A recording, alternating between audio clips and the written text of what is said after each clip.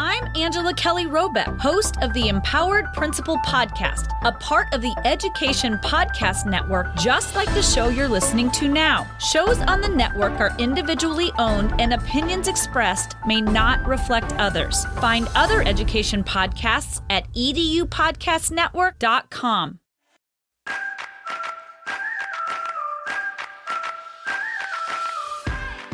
Teaching While Queer is a podcast for 2S LGBTQ+ educational professionals to share their experiences in academia.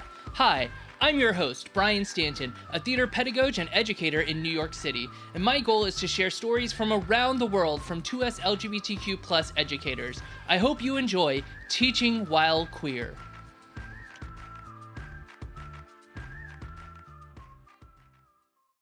Hello, everyone, and welcome to another episode of Teaching While Queer. I am your host, Brian Stanton, and I'm so excited to have Jake Brown with me today. Hi, Jake. How are you doing? I'm doing great. Thank you so much for asking. It's been really hot over here in Arizona, so staying inside and enjoying the AC. Absolutely. I'm in Texas. It is also really hot, but we get into the triple digits, but not like the triple tens. So I feel for you. Yeah, it's been pretty rough, but it's nice. I mean, I enjoy it. I'm a desert rat through and through. Oh, for sure. I always love when people talk about the desert because, like, I have a friend who hates living here in South Texas because of the humidity. And he goes, but I love Vegas because it's a dry heat. I'm like, look, heat is heat, man. So tell us a little bit about yourself, Jake. Where do you teach? What do you teach? And yeah. So I actually have taught here in Arizona for the past 8 years. I just took a little bit of a hiatus this past year. I actually, just when the summer started, I kind of took a break. I put everything on pause, I'm stepping out of the field for a little bit to experience some other careers before coming back. I do intend to come back. I've already set up to sub with the district previously, but I've taught middle school 7th and 8th grade science down here in the valley, so that would be the Phoenix area. All 8 of those years, and it's been wonderful. Awesome. Science has got to be such an interesting subject to teach right now. I mean, I feel like almost every school subject in a high school is, for some reason, controversial nowadays. But when you're teaching science, you've got this idea, or you've got to combat the facts versus faith type dynamic. Has that ever actually appeared for you in your classes?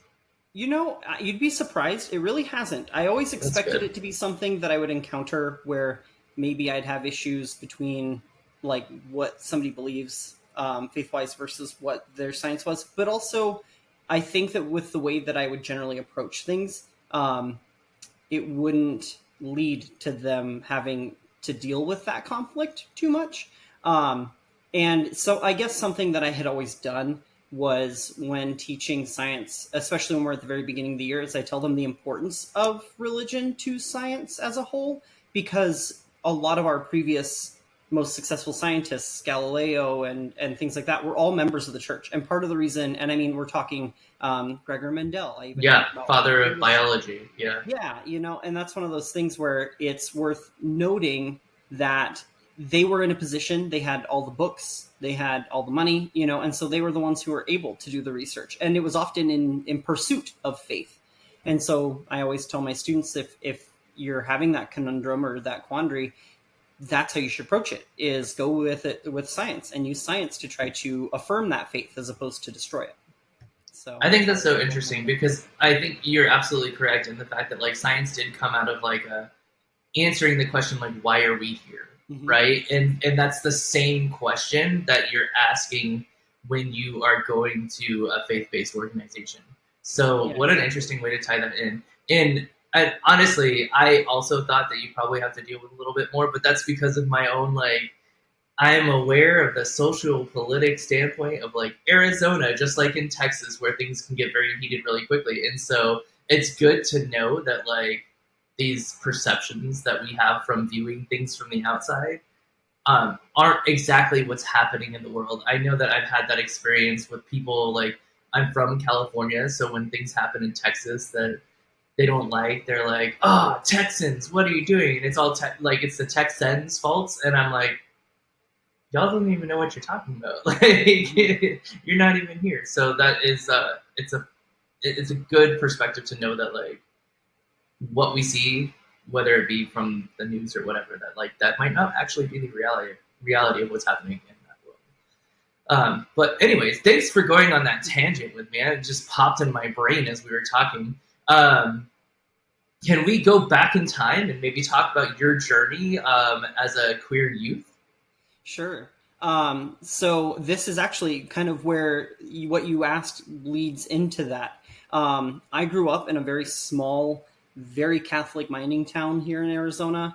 And during my experience there, I definitely felt that pressure that you're talking about. And so when I was in high school, like, I started to realize that I was, somewhere within the LGBTQ community around junior high, but it wasn't until high school that I started to really express that. And during that experience, there was a point in time where I really was the only openly gay kid in my school. And it caused me to definitely kind of be a pariah. I mean, it got to the point where my mom and my dad had taught in this area my entire life and before I was born. And so everybody knew my parents. And my mom had just recently moved to Hawaii. And while she was there, a random person from my hometown had found her number in Hawaii, called her to out me. They asked her if I was sick and if I was, because I had been seen holding hands with a boy or whatever. And it caught her completely off guard, and so she and I had to have that conversation a little bit, maybe more before I was ready. And so that was definitely some of the stuff I experienced. And being, bullied for being gay and dressing however I wanted and such was at the time really hard. But I kind of came to terms with it, and I delivered a speech during my senior year where I thanked those people. And I know that sounds really weird to thank your bullies or whatever, but I did. I said, without you in middle school calling me all of the things that you did because I wasn't your typical boy, I never would have asked myself the questions that I did that led me on the journey that caused me to discover who I was. And, thank you for being the people that you were in high school for bullying me, because you gave me the strength to realize that I can be so much better and that I am so much stronger than I ever thought I was ever going to be. And for hardening me for what the real world was going to be like, I took that kind of approach. And, it's like, if you take the sting from them, if they think that they're getting you, but instead you turn it like that, it was a lot. And it was very therapeutic for me to kind of undergo that. I had moments where people were threatening to beat me up after basketball games, and teachers were so scared that they would, at the parking lot, pull up and say like, "Hey, I'm really worried about you. Is there any way I can help you get home safe?" And, I had so many people working to take care of me. And these were teachers that had known me since I was a very tiny child, right? Because they had worked with my dad and they had worked with my mom. They'd seen me from a baby. And so, I got lucky in a big way, that was a part of my development. But I won't lie, even some of the teachers had a problem with me. There was a point in time where one of the teachers that was in my school was saying some really awful stuff about me to his entire class. And a girl in the class, she stood up and she said, "Well, you wouldn't be causing a commotion about it if it was two girls that had, kissed in the hallways or whatever." And he said, you're damn right I wouldn't." And she complained, and he was immediately removed. And the hardest part was he was my dad's best friend at that school. He at the time was, and I had gone camping with them. And I had done all these things, and, things that would fall outside of the lines of like what your stereotypical gay would be. And he still had that problem with me. And so all of that shaped a lot of who I was going to eventually become as a teacher, for sure. Yeah, absolutely. You're not the only person that's had that kind of outing experience. I think I've had several conversations in these 2 seasons of the show where that has happened. I experienced that as well. And I'm wondering, like, And I make assumptions because I don't ask people their age. It's none of my business. But we all look to be similar. The people that have mentioned that story, that it's like almost like it's a late 90s, early 2000s phenomena of like, we are going to spread your business to your parents. And it's so interesting to me because now we've got like people advocating for laws in which there's an expectation of outing, because parents feel like they have the right to know. And it's like, you will when the time is right.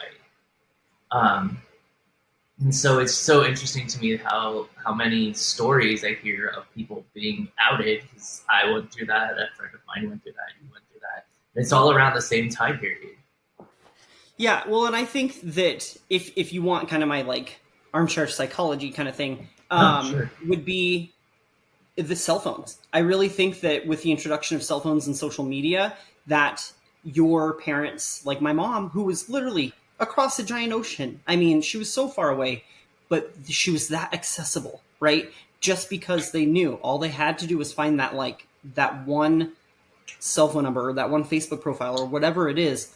It just feels so accessible. It's kind of like the same reason why we see so much anonymous hate online, because people feel so much more disconnected from whatever it is that they're doing, especially the harm that they're causing, because they only see the screen. And so that's kind of always been my theory about it, was that it was the cell phones, that the prevalence of smartphones becoming a thing, that happened, and why I got outed the way I did. That's fair enough. I think that the more accessible that we become, the easier it is to try to like, I don't damage. It's really about damaging other people. It's not real, like, because what benefit did that person get from telling your mom? Like, nothing. It was really about like hurting you. Yeah. Or maybe, depending on the situation and the perspective, like hurting your mom, depending on what their relationship was, like there wasn't something good that was coming out of that conversation. Well, and that's something that like I think worked to my benefit. My parents were both very supportive. My dad was a quiet supportive, he's not really gonna have the conversation. But my mom, on the other hand, has always been supportive. When she found out that I was gay, she started telling other people that she had like the Holy Trinity of a boy, a girl, and a gay was like her joke that she would tell people when they were trying to upset her. And I have always loved that. My mom's like really positive perspective on it. And so when they called her, she was like, and why is this your business? And she really gave them the what for. And good. It was great in strengthening my relationship with her, despite her being so far away. So once again, thanking the bullies. Without them, I wouldn't have come as close to her as I did. I love that you take that perspective, because really it doesn't matter like who people are. Like, everybody or every situation has the ability to impact us, and we all have a choice, right? We can allow it to impact us negatively, or we can allow it to impact us positively. And without getting into like a toxic positivity, like you've got to make lemonade out of every lemon thrown your way. No, like sometimes you let the lemon rot on the floor, but sometimes you do take that lemon and you turn it into lemonade, because that's going to be what's better for you. And you're totally right. And that's the thing. Like, I might be saying like, I thank my bullies, but I cried, I bawled my eyes out. There were times when I would lock myself in a dark room and just sob it out, uncontrollably, like 100%. Like, that's totally the realistic thing that happens, right? I'm just saying that you've got to find that silver lining. If there's hardship in your life and you let it define you, then you're going to have a hard life, right? But if you have hardship in your life and you're willing to let it build you, you're going to be stronger in the long run. I think is where I'm going with that. Yeah, I love that. And then, so how do this journey and this, I mean, honestly, this wonderful perspective, how do you see that showing up as a queer teacher in your classroom? Sure. So I think a big part of what was me getting by as a teacher was just being me, and realistically, like being willing to just be who I was and present myself and in whatever way that I felt comfortable with. And that's always been, actually, is kind of, a big thing to me now, is making sure, that I'm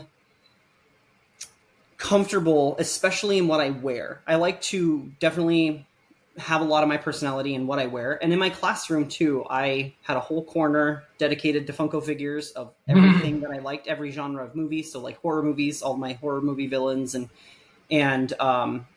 Disney villains and things like that. They were all displayed up there, all my video game characters, so that when a kid walked in, they weren't surprised. You know what I mean? They might be surprised by the fact that I like video games or I like horror movies, but they weren't surprised about kind of who I was as time went on and what they learned about me, and it would allow them to kind of connect with me on whatever level they felt comfortable with, whether it be surface level video game stuff, or if they started to realize like, hey, I'm getting some queer vibes here, is this somebody that I feel comfortable with? And oftentimes, they would get to that point, where they were comfortable. And so I definitely think that's one strong way that I approached my classroom, was just in what I dressed and what I displayed. I think that it makes a big difference. And that's a huge, huge part of what I think was added to my success.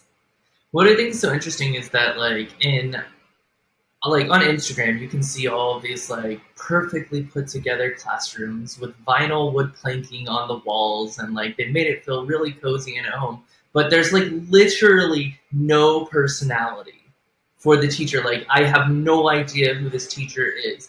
And what I love about what you're saying, and a couple other conversations I had this week, is using pop culture and what we love about pop culture as that spark to engage our students. Because if we can connect over Stranger Things or Star Trek or Star Wars or whatever the situation is, that's a barrier that comes down, and we might have a deeper connection because we can nerd out on something or geek out on something with a student.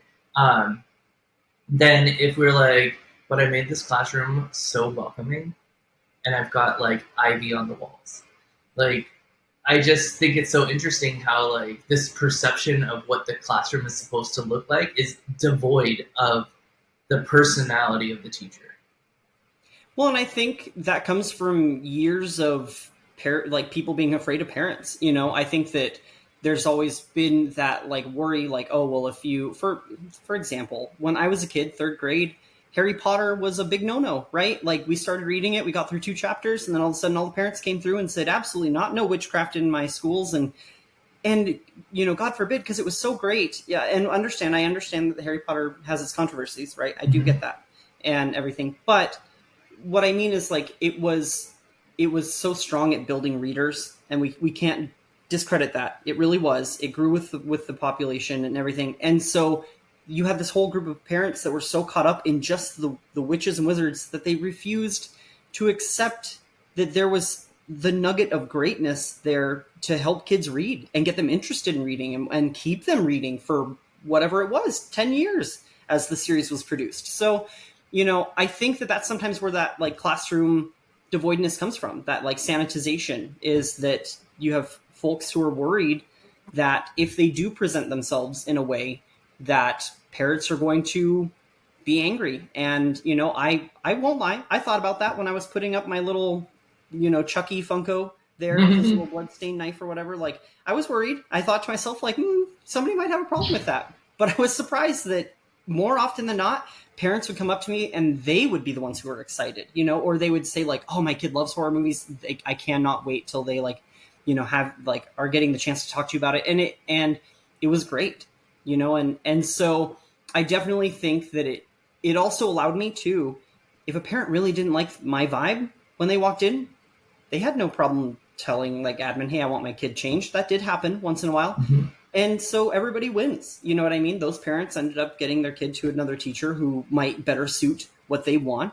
And that creates a more inclusive feeling room for me, because that kind of population is removed. So it kind of serves twofold. It has two benefits to it.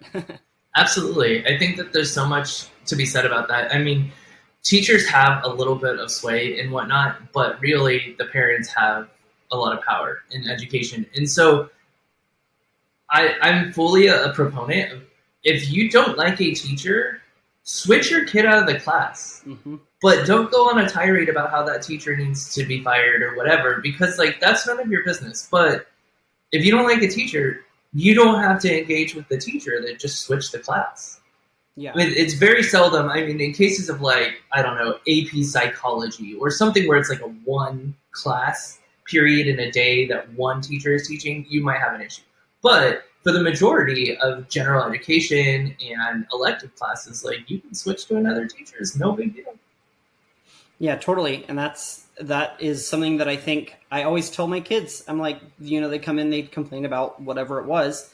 And within reason, I'd obviously try to get to know what they were talking about. And if I knew the teacher, I'd be like, well, that's the high expectations that you're not the teacher. I talk a lot about like stern versus mean. Are they actually being mean, or are they just being stern? Yeah, totally. And so like just telling them though, like if it really is something that you're not comfortable with, maybe the expectations you feel are too high, ask. If you feel like you got put into gate because your parents wanted you there and you don't feel like you're doing well in the advanced classes, ask. Just all you got to do is ask, and ask your parents. And if they ask, things will happen, because admin will make mountains move for a parent who demands something. Absolutely. That's the truth right there. So have you had the opportunity to work with queer kids in your school? Yeah. So in every one of my years, I definitely have had my experience working with various kids in the LGBTQ plus community. And it's always so wonderful and rewarding, even when maybe I don't get to be the one who makes that like deep connection with them. I have had times I was really lucky. The school that I taught at, my second stint. So I did 3 years at one school in a district, and then 3 years at another school in that district. And my second stint at my new school was a very progressive, very supportive, very supportive admin. And so we were the only school in our district that had an like active gay straight alliance. And especially at like an age of like 7th and 8th grade, I feel like that's such a big deal, because that's right when they're starting to really kind of find themselves in the pecking order of like the social hierarchy. It's where they're starting to really understand that they can be themselves, or like, focus on who do they want to be. And there's all that growth that, just kind of bubbles up throughout 7th and 8th grade. And so I got really, really lucky that our school had that air of acceptance.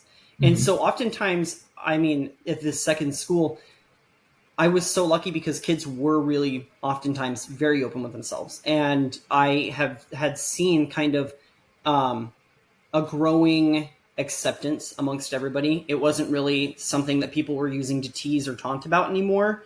And, when students were coming dressed, as like they're not assigned at birth gender, there wasn't a lot of hullabaloo about it, right? Like, there wasn't a whole lot. And occasionally, if there was, it was usually just that one kid, and admin would acknowledge like that kid's got parents that are, feeding them that. And that's why they're being so mean. And so in all my years, I think I only really experienced one or two instances of really, really bad. I'm talking like something that was so bad.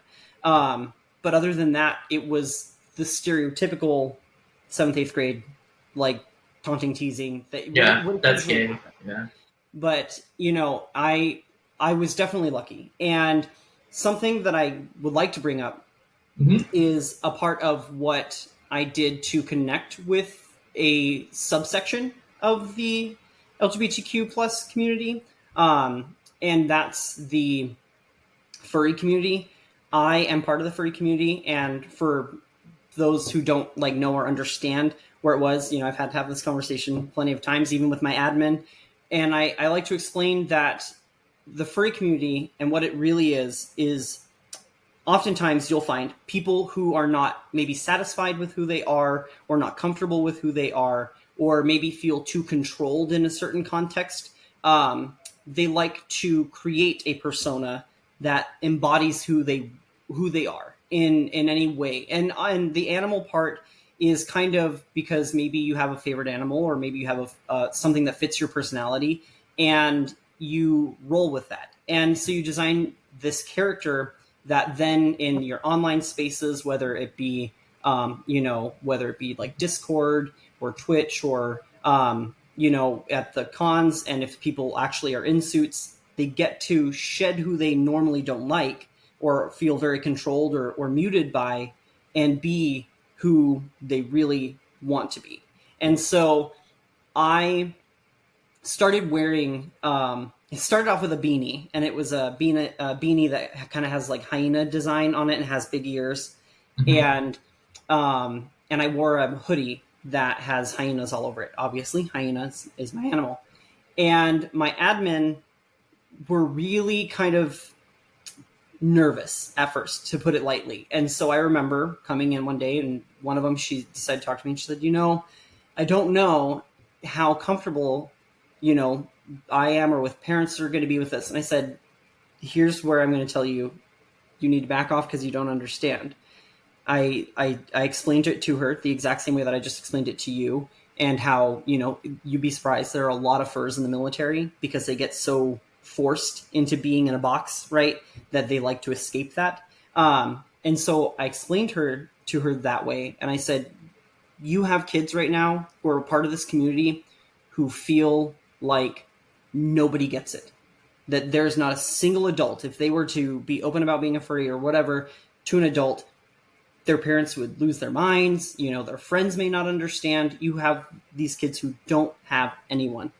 And I said, and if you don't let me just wear my t-shirts, that's all I'm asking. Just let me wear my t-shirts and, the occasional beanie or whatever, like, you're cutting off those kids from feeling seen and from feeling heard and from feeling like they have somebody that they can approach that gets it, that is a functional adult, who is successful in what they do, that people respect. I said, you're going to mess this up and you're going to regret it.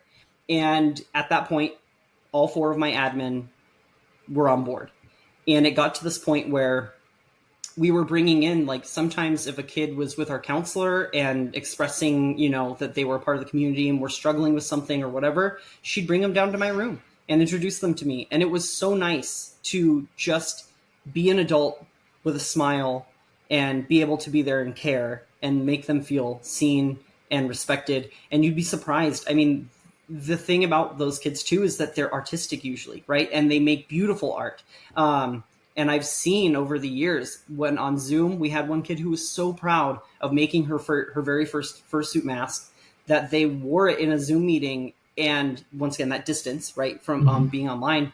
But it was such an empowering moment for that kid. And, I loved watching them start off trying to draw and it not being the greatest. But then over time, just me telling them, like, somebody will pay for it someday if you just keep at it. And then watching their growth, there's so much more to it that you can support and help build them up in that, 7th and 8th grade year, that it's so valuable.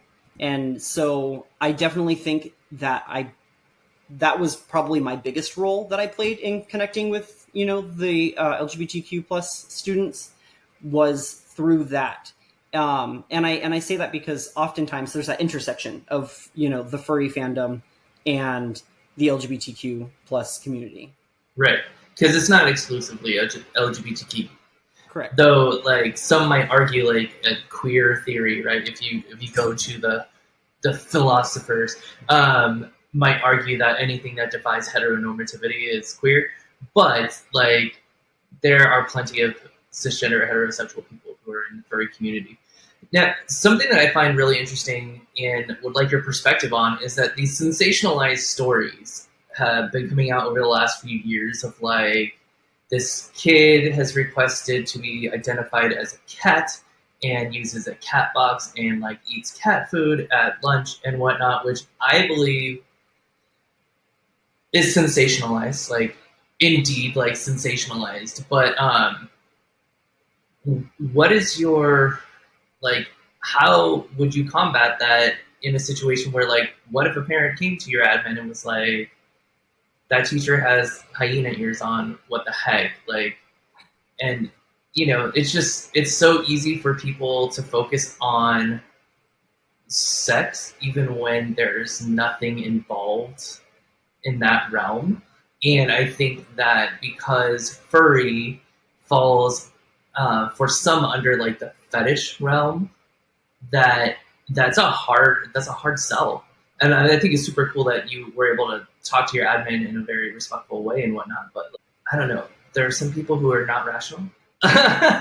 So like, what do you do to help protect your students in those settings where, like, these are hypothetical, but if someone was like, and this person taught my kid that they could be a fox or whatever, you know?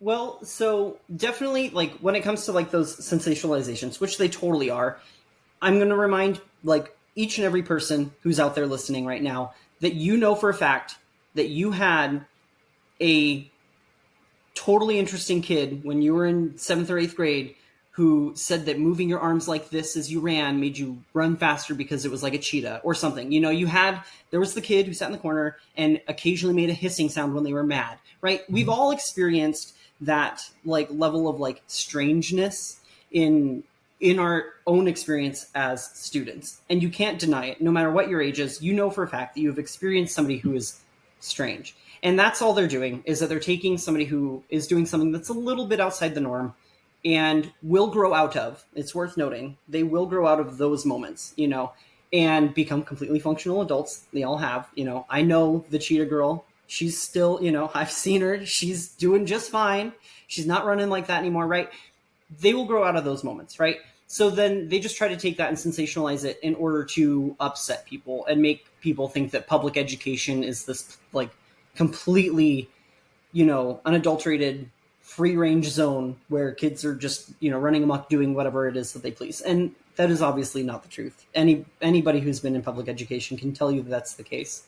But when it comes to somebody who would try to sensationalize something like that, for example, me having the ears, it's one of those things where I honestly have always told admin, bring them in and I will have that conversation. If you don't feel comfortable having that conversation with them, I will sit them down and I will explain it to them in the exact same way that I explained it to my mom to get her to understand. You know, I'll explain it to whoever needs to hear, you know, and you're right. It's one of those things where the community sometimes is a little bit broader and there are some blurred lines on the edges there, but that's no different than, you know, the same kind of thing with people who, for example, like, just forgive me, sexy nurse costumes or sexy priest costumes for Halloween. People find that stuff attractive or whatever, and maybe even use it for their own bedroom purposes. And that's them, and that's all on them. But that does not define me, and it does not define my context of my community and my fandom. I love it because my dad was an art teacher for 25 years, and I loved seeing the art that comes out of the furry community. There's so much love and care there. You know, the amount of effort that people put into those suits is so amazing and so awesome. You can't discredit the love and the care that's there. And that's the importance, right? Is understanding that it's this beautiful, diverse group of people who have found a way to express themselves and be themselves in a non-traditional way. And I think that, you know, you could look at that, for example, I'm noticing the blue in your hair, right? Yeah. That's something that is non-traditional way of expressing yourself that, you know, in the 50s, people would have lost their minds over in the same way, right? And that's where it's changing. And we as a culture are evolving. And, you know, we're starting to see those things become more acceptable, but it takes people being willing to make it acceptable and willing to stand up and speak up and have those hard conversations. And I think that's the importance there, right? Is once you see it's being sensationalized, you have to sit people down and bring them back to earth, reel them back in and say like, okay, like really, let's have a talk, you know? I'm really intrigued right now. It got me like dovetailing in my brain of like, there needs to be a research study on like the tenets of furryism, we'll say furryism, and like indigenous cultures in which you are taking on the persona of this animal or whatnot. And because I feel like that instinct of connection between animals has been around for millennia. So like the fact that it's just coming to light in a new way with or through like costume and like, I don't know, it's not costume, suits,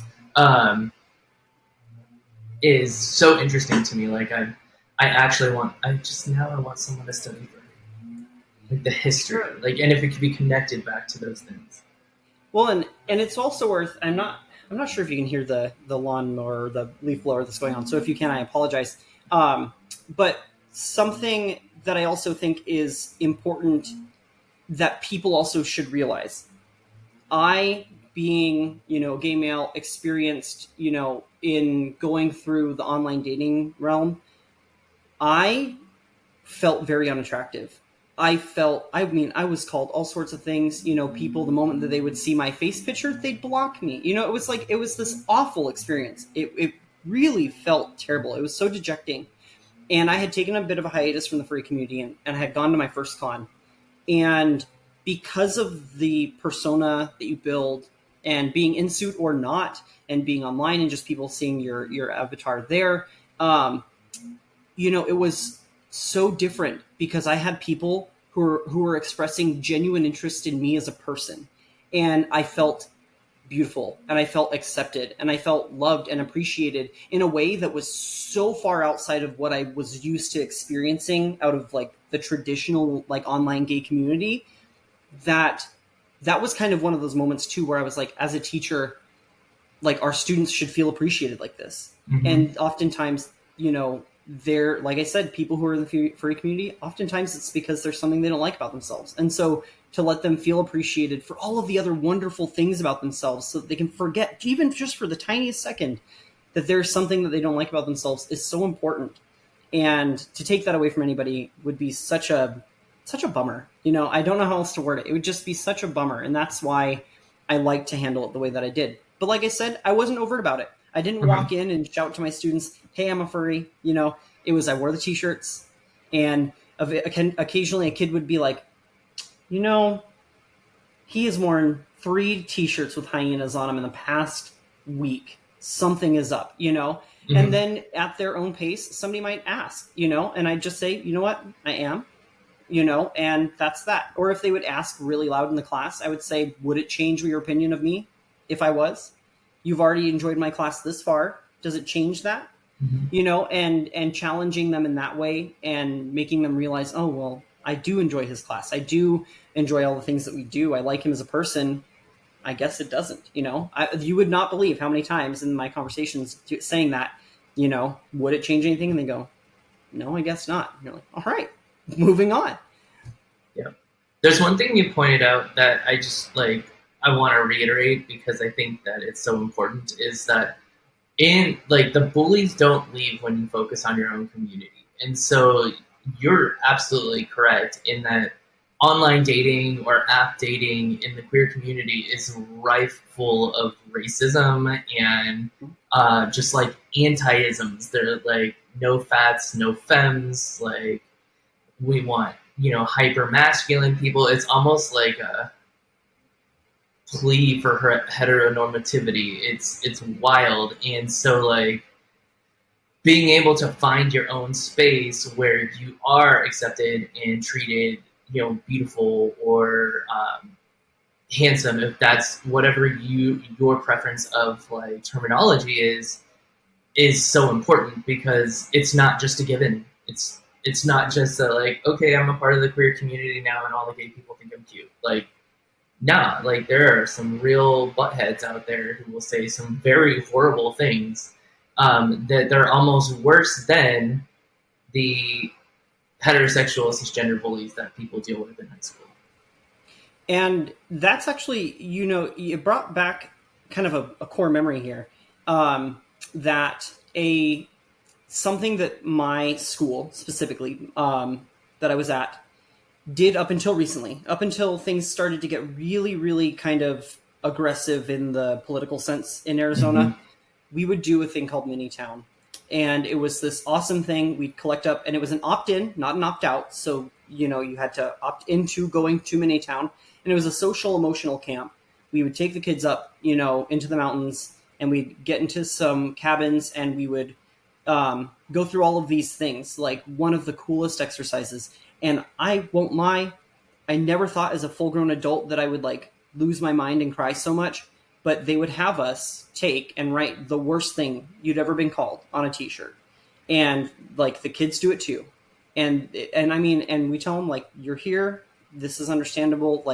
We know what we're asking you to do. It's fine. And they would write some awful, awful things that they had been called. And you get up there and they make every person out of the 150 people that are there, including us adults, that you go up on stage wearing this shirt, and you wear it for all of dinner. Everybody sees this awful thing that you have been called the entire time. And then at the very end of the night, you get up on stage and you would talk about all of the things that you do love about yourself. And you'd say, I am strong and I am this and that. And at the very end, you say, this is not me. And they would cut a little like snippet on the shirt and you would rip it, and the amount of power that it gives you was so great. And I think that that's one of those moments too, where I loved seeing, and I got to like experience, there were a lot of kids who would start to, come out during that camp because they felt comfortable, because they got to shed those moments and they got to shed those insecurities and those harmful moments and those harmful perceptions. And I loved that camp. And it breaks my heart, absolutely breaks my heart, that Arizona went on this, tirade against social emotional learning, because it was so valuable. And there were times when we would have kids that sometimes I would ask myself, like, I really don't know why you're here. Like, because you were the kind of person who was causing the problems, right? But then by the end of that weekend, you would see why they were there, because you would see their understanding of the damage they've done, or you would see their change of heart, or you would see their evolution of character. And it was so valuable, and it was really for everybody. And I really wish that other teachers got to experience such an amazing thing that I got to experience for 3 years. And it breaks my heart. Really, really cool. Mm-hmm. And that action is almost like it's reminiscent of the Scarlet Letter, right? Like you are branded. And it's so funny because there's assignments. I've seen assignments like this in high schools, where when they're reading the Scarlet Letter, that they will create their own Scarlet Letter of something that reflects something that was like about them. And then, they have to go through whatever the process is. I don't know what those projects ended up as. I just saw a bunch of like letters, taped to people's chest. But I think that idea of like the shredding of it, that's so powerful, because it's a physical, it's an emotional, it's a visceral experience to be able to literally rip it off of yourself and say, that's not me. So I can understand why you were crying. I just feel like that would have been like an hour and a half or 2 hours of just tears, because it wasn't like power. Sorry, I didn't mean to cut you off. You're good. But you'd think that like doing it multiple years in a row, that you'd be prepared, and you just never are. It's like, it's always some kid that you've made a connection with that gets up there and they surprise you. And then it's like the waterworks are going again, Yeah, absolutely. So I'm intrigued. You said that you had some experiences that weren't necessarily great when you were in high school, and including like your dad's best friend, talking about you. So what made you go into education? Sure. So to be honest, it was never a thought that had crossed my mind. Both my parents were teachers, and it was one of those things where it's like, well, I guess if I need to, I can do it. But I really want to go into theater. It was always kind of my thing. I always wanted to be in Broadway or on Broadway. But I won't lie, due to a lot of different things. And for example, that kind of, I'm trying to think of the right word, because I don't really think that discrimination is the right word here. But the hate that I received online in the gay community really damaged my social emotionalness. And so I had no confidence. And so I was like, well, there's no way I can make it in theater if this is how I feel about myself all the time. And I was taking my community college classes, and some of my classmates were struggling and they were wanting to go into nursing, and I was in science with them. And so I was tutoring them, and they said, you're great. You're so good at this. Why don't you consider it? And I was like, oh, well, I guess that's what I'll do. So I ended up in education that way, and it wasn't particularly because my parents were teachers or anything. It just kind of landed in my lap. And so I went to a private Christian university, which was not my intention. They just had the best student union food, and that's why I picked them. So silly, but it was. Maybe, I don't know. But once again, I appreciated it. The hardships that I had there, I had to take a class called Christian Worldview, and it was all about trying to kind of, I don't want to say brainwash you into being Christian, but definitely evaluate if it's something for you. And that class allowed me to really explore who I am and what I was experiencing and how I wanted to look at the world. And when I realized that I was one of the very few, like 10 people that got an A on their paper in that class, and that the Christian students who couldn't exactly relate why they felt the way that they did because of the fact that they've always been told to feel that way, as opposed to internally exploring it and coming to terms with it. That was the moment where I was like, all right, I'm happy with who I am, and I'm happy with my perspective, and I'm happy with what I draw on, or if I believe in a higher power or don't. It ended up being a really cool journey going to that private Christian university. And I really didn't experience much hate for being gay, except for once. I had one girl, she asked me, well, why are you here? And it was like, I don't know, Megan, to get an education like you, like, really? Why does anybody go to college? Like, that's what I'm here for. Yeah, and that was that was one of the only two real moments where I had any major challenge at that school, and it ended up being great and giving me some beautiful, wonderful friends. And so that all of that kind of played a role into then me going into education. And I found a girl in one of my education classes who said, hey, we need to both teach at this district because it's one of the best in the Valley, and lo and behold, I got a job in that district. She disappeared. I don't know where she went. She just never saw her again. It was like, oh, darn. But her advice sent me to a place that was amazing. The first school, not so much. It was hard. There were some challenges, but the second school, I admit that I will probably never find a school like it. I will never find admin that are so supportive and so loving and so awesome. And it's very rare for you to find teachers who love their admin like they do at my school. I mean, realistically. And to be in a school where I felt so comfortable that I could be connected with the kids in my own way, and for them to feel comfortable enough to be connected with me in that way, and everything about that school was so lucky, So it's one of those things, lots of little incidences and coincidences came together to put me there, and I think it was necessary. I really do. I think that I was sent there for a reason, and whatever sent me there, like I said, coincidences or not, it was where I belonged, and I'm really lucky that I got to be there while I was. That's awesome. I think that's really wonderful. I'm so sad that that girl disappeared. It's like, what a twist. Oh my gosh. Yeah.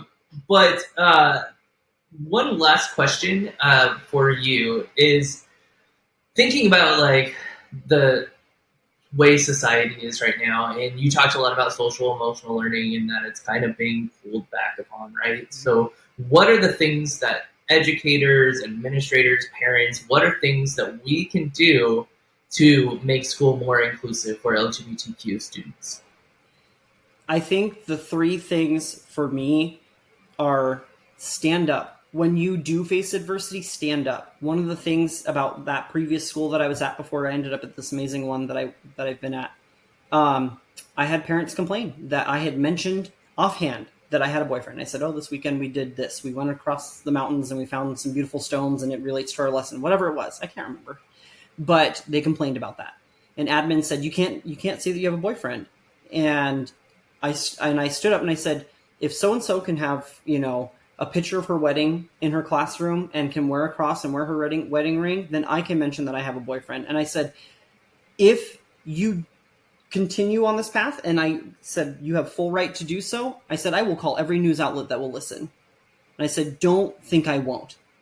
And the next day she came up to me and she's like, I'll take every arrow that you need me to. And I was like, well, damn right you will. Stand up. Stand up for yourself. Stand up when you see others who are, not able to or unwilling to. Stand up. That's like the first thing is we've gotten into this culture of everything is, because everything that we read is online on our cell phones, kind of, it's interesting how everything's tying up and tying all back together. But that disconnect that you feel is why you feel so othered about things. And you say like, oh, well, that's just happening to that district. It's not happening in mine, or it's, not happening in my state, because you're too busy focused on the stuff that feels far away. And so you're not there. So when you feel it in your community, or when you see it in your community, you stand up immediately, and you speak out, and don't be afraid to raise your voice or go to a news outlet, or even just threaten to go to a news outlet. It will make a difference.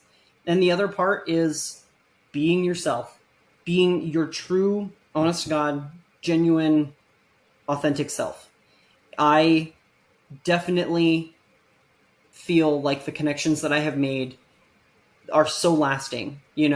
I was walking my dog the other night. It was 11 o'clock. It was pitch black outside, and I was almost home, and I heard Mr. Brown from like the dark corner, and I turned, and one of my ex-students was hopping out of his car to come and say hi to me. It's one of those things where, it's just being yourself and being and I don't want to say toxically positive, but being positive about who you are and happy with who you are, and going in and sharing that with those kids every single day is going to make a difference. And if they're not willing, like if they're not part of the community, but they love you as a person, or you give them the appreciation to love their classmates in such a way, then they will stand up too.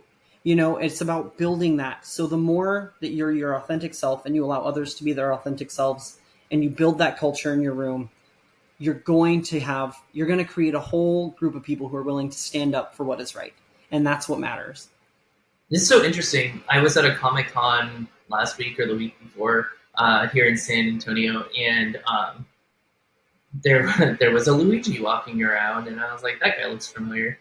And then we were buying, posters or whatever at the stand, and he comes up and goes, do you work at such and such high school? I was like, no, but I used to. He goes, yeah, I never had you, but like, thank you for, being there and doing what you do. And because like, you just made the place better. And it's like this person, like, in the total straight dude there with his girlfriend was like, thank you for being yourself at this school because it made it better. And it's like, I recognized him, but never had him. Can't tell you his name. But the fact that he, like, 2 years after graduation or whatever, sees me randomly at a Comic-Con and is like, I need to come up and tell you this. You really are, just by being yourself, making it okay for people to be more accepting and then to be willing to stand up for what's right. Yeah. And I totally feel that. I've had kids from previous years that were not my students come in and build a great relationship with me afterwards, because they just are stopping by to say hi to their old 7th and 8th grade teachers. Our high school that we feed into is very close, so they'll sometimes just stop by, and it's so wonderful. But even those kids, sometimes you build relationships with them after the fact, and that's still a valuable connection that's totally worth happening. And that leads me into one more thing that is worth noting. I had and this played a role in me kind of making my exit, because we did the anti-personal library in the classroom thing. At the end of every year, I would pick 8 kids, from 5 to 8 kids who made an impact on my year. Maybe whether they were hard and rough and it was a challenge, or maybe they were the kid who said something to me or did something for me on a day where I needed it. But I would find those kids who made an impact on me, and I would buy them a copy of one of my 2 favorite books. And then I would spend 3 weeks writing handwritten letters on the New Leaf page about who they are as a person and what challenges I think they might have in high school and how I handled those challenges. So giving advice, but once again, it's all about making them feel seen and giving them those books. And it's like the one thing that like I take a lot of pride in. I have loved that tradition, and it has always made a difference. And so I guess what I want to say too is build tradition too. Like if you're a new teacher or you're wanting to, that's another way to build community, is building those traditions. Those little things, you have no idea. I just this summer received a message. It was like maybe 2 days before my birthday. I received a message from a name that I immediately recognized on Facebook. And it was a girl that I had had my 2nd year teaching. And she told me, she said, I read that book twice a year. And she said, and I never realized that I could even have a favorite book until you gave it to me. And, and she said, and now I'm going to be a teacher because of everything that you did for me and all of that. And like I said, it's something that I know means a lot to me, but the fact that those little things that you do, whether it be decorating your walls with their art that they give you, even if it's not always the greatest, but showing off that you're proud of them for trying anyways, whatever you do, your little traditions, they will love and appreciate it. And that will, like I said, build that community that will help stand up and be there for you and anybody else who needs it when they need it. Absolutely. really quick before we go into this final bit where you get to ask me questions, I just want to know, what are the two books? The Thief of Always by Clive Barker. And that's the one that makes me nervous. And part of the reason why I made my exit, it is written by a gay author. It's a light, I already mentioned I love horror. So it's a young adult horror novel. Absolutely phenomenal. It was the book that made me love reading. And I had a teacher who gave it to us as required reading. And when I was a sophomore in high school, and I'm pretty sure he said, let's not do any of the required actual reading. And we're just going to read horror novels all year. Because we read like Lovely Bones, Stephen King, The Thief of Always. But it was wonderful, right? And that was the book that made me fall in love with reading. And that's one of them. And then the other one is Something Wicked This Way Comes by Ray Bradbury. Also a horror novel, but a little bit more, I don't want to say mature, but the writing's a little bit drier, so that I like, some kids who need a little bit easier reading versus something that's a little bit more mature. Dense, yeah. Those are the two. And they both have similar themes, and it's perfect for 7th and 8th grade about growing up versus not growing up, and when it's okay to be an adult and when it's okay to still be a kid. And all of those themes are kind of intertwined in those two books. And I think it's a perfect little nugget for somebody who's about to go to high school. That's awesome. I love that. All right. This is your chance now to ask me any questions that you might have. So fire away. Sure. So I guess I had like two major questions. The first one is, what made you decide that the podcast was what you wanted to do to make an impact in the community? So in 2020 and 2021, those were like the hardest years teaching. The end of 2020, that was kind of easy. It was like skating into the last few weeks of school here in Texas, at least, because we ended in early May. But then going into 2021-22 school year was incredibly hard. And I was feeling like I was a part of a catch-22 in the sense that I was nominated and selected to be the district teacher of the year because I do a lot of social emotional learning work and philanthropy work and whatnot through my theater program. And so I was the teacher of the year. I got these wonderful prizes. Like I got to drive a brand new car for a year. No car payments, just a brand new car for a year. Super cool. I have a Tiffany's Apple because I'm also a Trinity University Excellence in Education honoree. Like that's a big award that happens locally. And all these wonderful things were happening. I was also very publicly out because I have children, and we were starting to see the turnaround that was coming from conservative pushbacks at school boards. And so at the same time, I had folks who were running for the school board on the platform of, let's get that faggot out of our school. And so there was no place for me to share my story. I even tried, I documented a bunch of stuff that had happened over the years, but because I never filed HR complaints, there was no case with certain things. I also found out later that school district has a propensity to pay attorneys not to file suit against them, which is super fun. But there was no space for me to share my story. And so after a year of thinking about it, starting in the summer of 21, I decided in 22 that I was just going to do it. I talked about it with my husband. I talked to a friend of mine who runs an educational theater podcast to get kind of, what do you do? How do you even start a podcast? And then I just went for it. And it's because I feel like there are all these educational podcasts that are geared towards specific people or specific groups or specific ideas, but there's no place for queer educators, administrators, or professionals in general in the education industry to share their stories. And our stories are currently actively being erased. We are currently seeing book bannings that have to do with queer stories. We're seeing queer teachers getting fired We are saying, don't say gay. And so this is my response to all of those things, is to make sure that we will still and continue to have a space where we can share our stories. And that's how this kind of came about.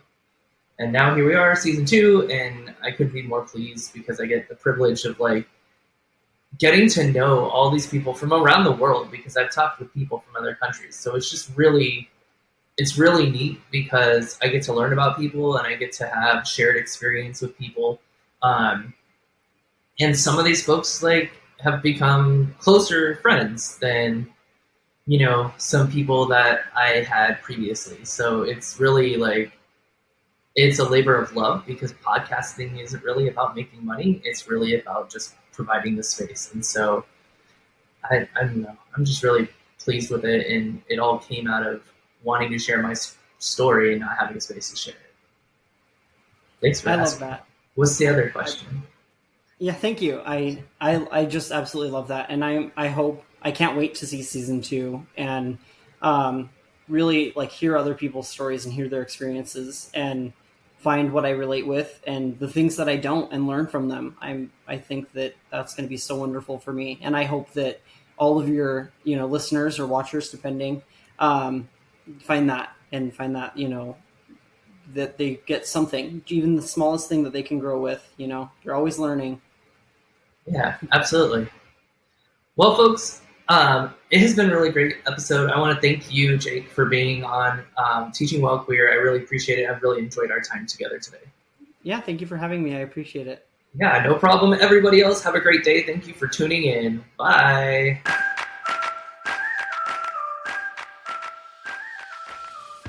Thank you for joining us on this episode of Teaching While Queer. I hope you enjoyed it. If you did, make sure to subscribe wherever you listen to your favorite podcast.